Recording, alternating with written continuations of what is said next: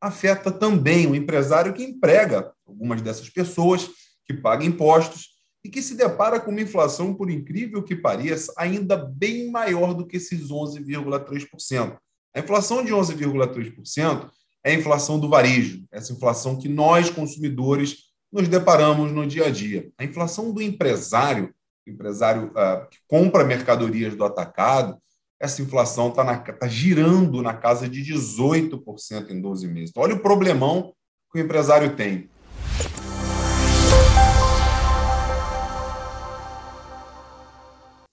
Olá, seja bem-vindo, seja bem-vinda ao canal da Farma Contábil no YouTube. Eu sou Viviane e este é o Descomplica Farma. De 15 em 15 dias, sempre às quintas ao meio-dia, a gente publica um vídeo novo aqui para você. Aproveita, não se esquece de se inscrever aqui no canal, ativar o sininho das notificações, é de graça, super simples. E ao fazer isso, sempre que a gente publicar um vídeo novo, o YouTube vai te avisar. E não se esqueça de que este vídeo está disponível nas plataformas Spotify e Google Podcasts. No Descomplica Farma de hoje, a gente vai falar sobre como a inflação alta impacta o seu negócio, a sua farmácia, o seu faturamento. Quem conversa comigo sobre isso é o Fábio Bentes, economista da Confederação Nacional do Comércio, a CNC. Fábio, obrigada pela sua participação aqui no canal. Muito obrigado, é um prazer falar com vocês. Antes de começar essa conversa com o Fábio, já deixa o seu like aqui embaixo e compartilha esse vídeo com todo mundo, porque inflação alta, o bicho pega. Se a gente não ficar de olho, o nosso dinheiro passa a não valer nada. Fábio, a inflação altíssima, batendo recordes, a gente viu agora que ela está aí no acumulado de 12 meses em torno de 11,30%. Como a inflação afeta o dia a dia do consumo? A gente está falando com o varejo. Como que essa inflação alta afeta o cliente que vai na farmácia comprar um produto? Bom, você falou que com inflação alta o bicho pega, né? Na época de inflação altíssima, que a gente tinha alguns anos atrás, a gente tinha o dragão da inflação. Porque a gente não voltou, não despertou o dragão da inflação, mas a evolução dos preços está longe de deixar de ser um problema. É um problema que todos nós enfrentamos o dia todo, né? Os consumidores, os empresários, ela afeta o nosso dia a dia. E afeta mais aquelas pessoas que costumam ter uma renda menor. As pessoas, historicamente, têm uma proteção menor a esse problema da inflação do que as famílias de renda mais alta, por exemplo. Isso afeta, portanto, um dos lados do balcão. Do outro lado, afeta também o empresário que emprega algumas dessas pessoas, que paga impostos e que se depara com uma inflação, por incrível que pareça, ainda bem maior do que esses 11,3%. A inflação de 11,3% é a inflação do varejo, essa inflação que nós, consumidores, nos deparamos no dia a dia. A inflação do empresário, que compra mercadorias do atacado, essa inflação está girando na casa de 18% em 12 meses. Então, olha o problemão que o empresário tem. Ele não pode reter todo o aumento de preço e não pode repassar tudo. Então, ele fica numa situação intermediária, repassando ao consumidor final 11%, 12% dessa inflação. Então, cria um problema para a economia. Não por acaso, a expectativa é de que a economia brasileira cresça nesse ano 0,7%. Dificulta esse cenário de crescimento, de retomada das atividades. Bom, você já comentou sobre como essa inflação impacta o empresário, né? Porque eu quero te perguntar quais são as consequências para a farmácia. Ela vai vender menos, ela vai faturar menos, ela vai ter mais dificuldade para arcar com seus compromissos? Queria que você comentasse um pouquinho sobre essas consequências de uma inflação tão alta. Quando a gente tem um processo de inflação bem alto, a gente costuma dizer, essa alta dos preços costuma ser uma faca de dois gumes, né?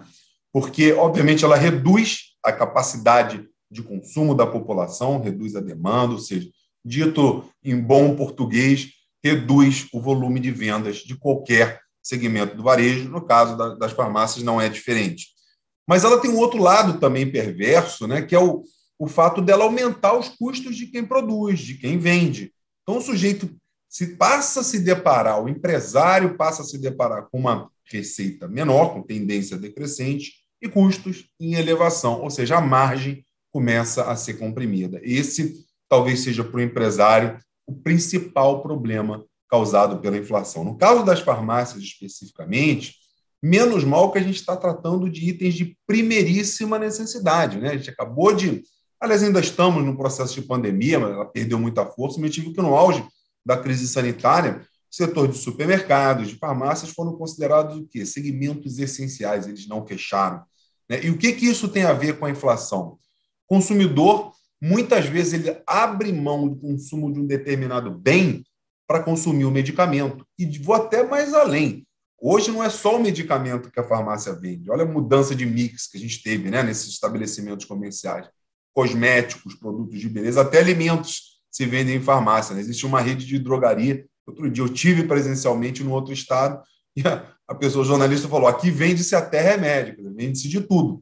O empresário da farmácia ele foi muito bem sucedido em diversificar os produtos e isso fez com que, no varejo, esse seja hoje o segmento, nos últimos 10 anos, que mais tem crescido no comércio.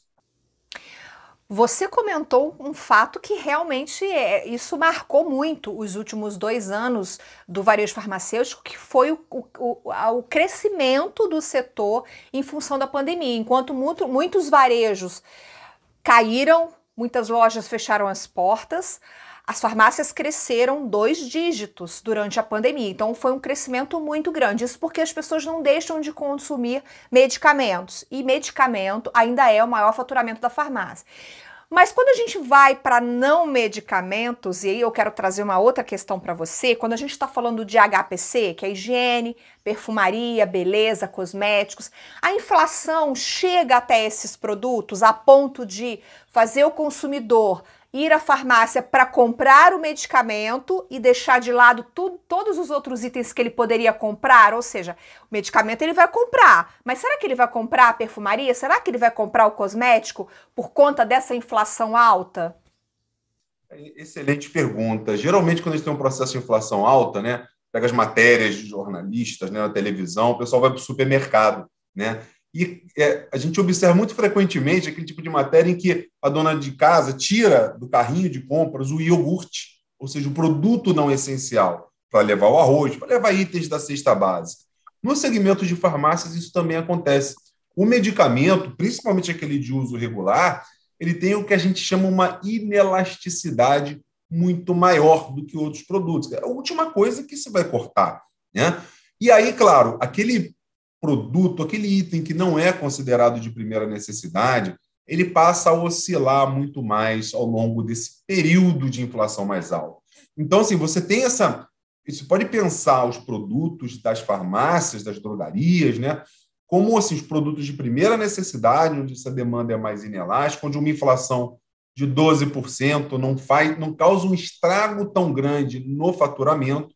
Mas, por outro lado, como as farmácias investiram muito na diversificação de produtos, aquelas gôndolas dos HPCs que você citou acabam sofrendo e percebendo ali uma demanda menor do consumidor. Então, por mais que isso seja negativo, quando a gente olha numa perspectiva maior, o fato de farmácias terem diversificado tanto o seu mix de produtos, de certa forma, conferiu uma certa estabilidade a esse segmento do varejo. A gente viu ao longo da pandemia segmentos fechando e mesmo segmentos que estavam abertos, como por exemplo, postos de combustíveis, o faturamento ainda não se recuperou. Isso já aconteceu em farmácias, drogarias, perfumarias, ou seja, o brasileiro consome medicamentos, obviamente, haja vista a quantidade de farmácias que a gente tem espalhado pelo Brasil, mas consome também cosméticos. Então, é natural que no momento de inflação mais alta, aquele perfume importado, aquele creme, ele acabe demorando um pouco mais na prateleira até ser vendido, porque é uma situação natural em que o orçamento das famílias brasileiras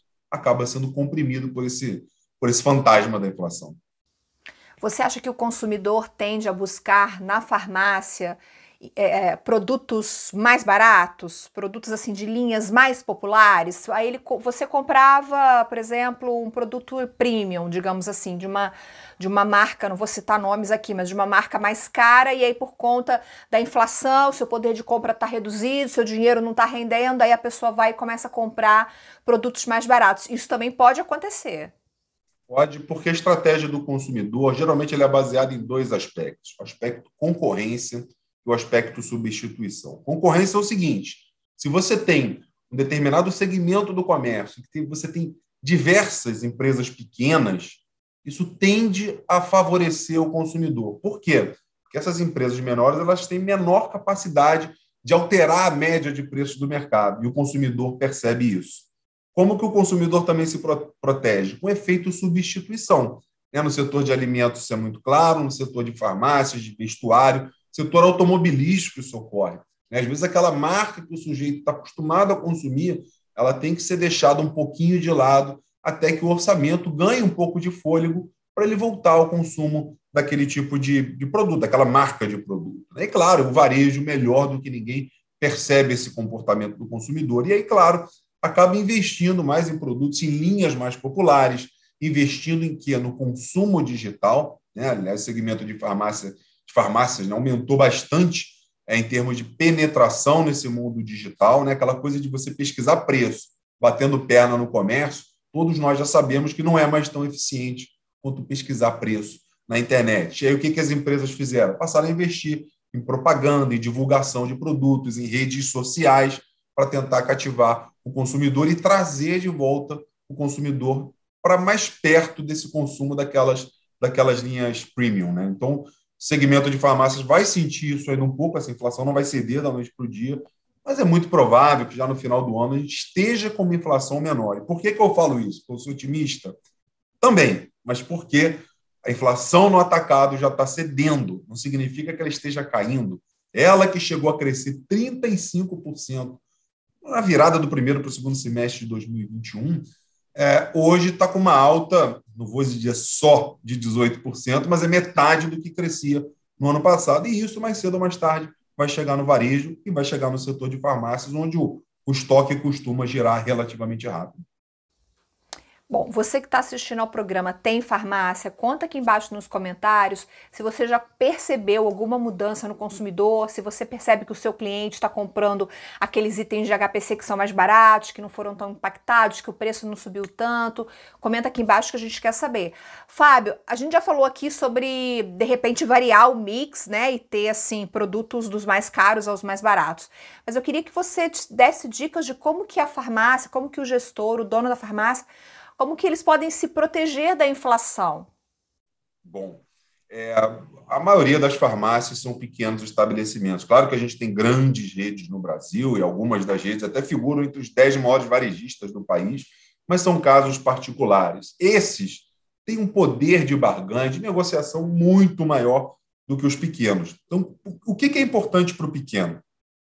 Como ele não consegue alavancar a receita dele da noite para o dia, ele tem aquela concorrência de bairro, tem a questão, né, do mercado local, é muito importante fazer a gestão de custos. Da mesma forma que o consumidor procura um produto mais acessível na internet, às vezes aquele fornecedor tradicional não é a opção mais interessante para superar esse momento de dificuldade, né? Então, já que ele não vai conseguir alavancar a receita de forma muito significativa, ele pode investir em rede social, em divulgação, enfim, isso tudo é válido.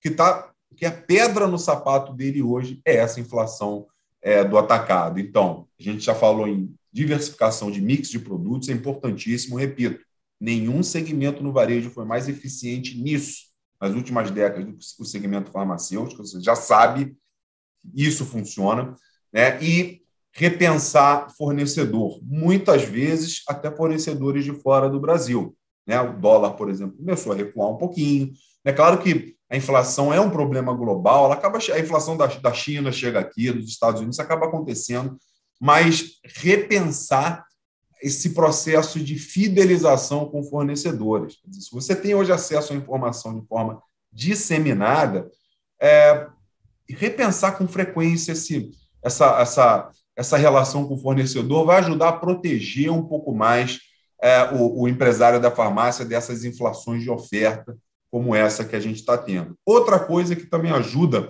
na gestão de custos. A gente tem visto, assim, principalmente depois da pandemia, né, explodiu, né, assim, a nova economia em termos de de atendimento ao consumidor, quer dizer, aquela quantidade de empregados que você tinha 20 anos atrás, há 30 anos atrás, é necessário ainda? Os serviços de delivery estão aí, quer dizer, hoje o comércio chega na casa do consumidor. E, aliás, não é só isso. O consumidor vai até o comércio retirar produto. Então, repensar essas estratégias de entrega, já muitas pessoas passaram a se habituar, né, em consumir de casa, também pode ajudar a recompor um pouquinho dessa margem, né, a fazer essa gestão, esse balanço de receitas e despesas de forma mais eficiente. Muito importante a sua dica. Quando a gente fala em inflação, a gente fala em IPCA, que é o índice que mede a inflação. Existe algum outro índice que pode impactar a farmácia? Que a gente viu, por exemplo, o IGPM, um índice que também cresceu muito mais que o IPCA. Tem, além do IPCA, você cita alguns outros índices, como o IGPM, por exemplo? Sim, sim. O IPCA talvez o mais conhecido, né? Referência de inflação no Brasil, mas ele tem uma metodologia própria, assim como o IGPM tem a dele. Eu acho que, em termos de inflação ao consumidor, por conta dessas metodologias diferentes, eles acabam produzindo retratos diferentes dessa inflação. Um está na casa de 12, o outro já teve perto de 20, né? Mas o que eles mostram, apesar das diferenças metodológicas? Que a inflação andou subindo e que ela ainda, no varejo, ainda não começou a cair. Para o consumidor final, ela ainda não começou a cair. Mas é muito importante olhar para aquela outra inflação, que é a inflação do atacado. Então, o índice lá de porta de fábrica do IBGE, que é o IPP, é um excelente termômetro disso. Aliás, no segmento de farmácia, essa inflação do atacado está murchando mais rapidamente, está com uma inflação aí perto de 9% no atacado, enquanto que no varejo farmacêutico está em torno de 6%, ou seja, a situação está começando a melhorar para o empresário. E existe, aliás, dentro do próprio IGPM, o índice de preço do atacado também. Então, para o empresário, independentemente do setor, mas para o setor de farmácia, onde a margem não costuma ser muito grande, é importante sempre estar olhando o comportamento desses dois tipos de índice. O índice, a população, ao consumidor, IPCA e NPC, IPCA 15 e IGPM, e olhar preços no atacado, que isso também afeta o negócio dele. Eu não costumo dizer, aliás, eu costumo dizer que nenhum empresário abre a porta para vender. Ele abre a porta para lucrar. E não tem nada de errado com isso. Se o negócio não se remunera, ele perde o sentido. Então, fazer esse balanço entre receita, né, ou variação da receita e variação da despesa é fundamental para qualquer negócio. Você pode repetir qual é o índice do atacado que você menciona? E o índice de preço no atacado, a gente tem o da Fundação Getúlio Vargas, chamado IPA, que é um índice tradicional, e a gente tem o IBGE também, vamos dizer assim, um parceiro nesse tipo de produção de indicador, que é o índice de preços ao produtor, o IPP. É um índice que costuma se dizer, é um índice porta de fábrica, ou seja, quanto que aqueles produtos que estão sendo fabricados, quanto que eles variaram de preço no último mês, nos últimos 12 meses. É claro que nas fábricas do Brasil, a fábrica no Brasil não é o único fornecedor, você pode importar produtos também, então o dólar, nesse aspecto, acaba funcionando, entre aspas, como um índice de inflação, né? Porque se a inflação lá fora não estiver variando muito e nem aqui dentro estiver variando muito, o que vai fazer o preço daquele produto variar é a taxa de câmbio. Então, até o dólar ou a taxa de câmbio, para ser mais preciso, é um índice de inflação importante, um termômetro da inflação para o empresário. A gente não mencionou no início do programa, mas vou mencionar agora, a gente teve recentemente o reajuste de mais de 10%, cerca de 10%, 10% e pouquinho de reajuste nos medicamentos. Então, quer dizer, os medicamentos acabaram ganhando esse repasse para o consumidor, e como a gente comentou que o consumidor, ele geralmente não deixa de comprar o medicamento, quer dizer, no medicamento a farmácia acaba ganhando um fôlego. Mas assim, bom, Fábio, suas dicas foram excelentes, né? Espero que você tenha gostado, que você aproveite, que você pesquise esses índices do atacado que o Fábio disse para você se relacionar melhor com o seu fornecedor. Quero agradecer a participação do Fábio aqui no canal. Obrigada. Eu que agradeço mais uma vez, foi um prazer conversar com você e aguardo futuras oportunidades para um novo bate-papo. Teremos, com certeza.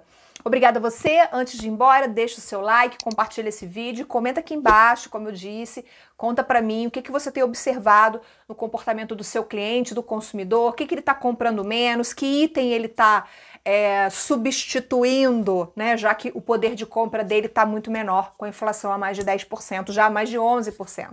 Obrigada pela sua companhia, eu te vejo no próximo Descomplica. Tchau, tchau.